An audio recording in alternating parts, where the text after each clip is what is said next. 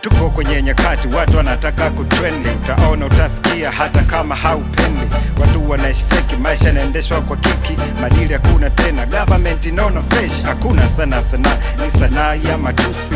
Ukimbavya maana ni kama umejipa mkosi, mamlaka itakupinga na kukona nuksi. Media zinakutenga, zinakona kama msushi. Sanaa imepotoshwa, sanaa wameijaza matusi. Wanafanya ili mradi wapate views, wanasema ni biashara, ni upuuzi. Wazee wa kaya hawataki za harakati, wanazotaka za kuunga mkono juhudi. Nyimbo za maana zinafungiwa, za ujinga zinasifiwa, ndo hizo na tuzo zinapatiwa. Watoto mtani wanazijua, mtandaoni wananunua. Hakuna sana, ni sanaa ya matusi.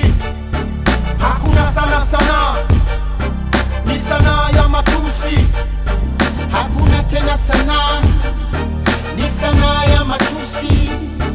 Hakuna tena sanaa, ni sanaa ya matusi. Ukiposti vitu vya msingi watu wanakula bati, ukiposti vya kisenge utaona full chati. Instagram zimejaa picha za nusu uchi, watu wanauza mwili kama vazi la Gucci. Umwa maisha makambako, posti na like moja, dua natikisha tako, views laki moja. Kaa uchi upate followers au endelea kungoja. Maisha yapo hivyo ndani ya social media, hakuna wakukemea. Yo ao kwenye kampeni wanatumiwa, matusi yanalipa. Kwa bongo superstar andika conscious ili ulale njaa. Hakuna sana, ni sanaa ya matusi.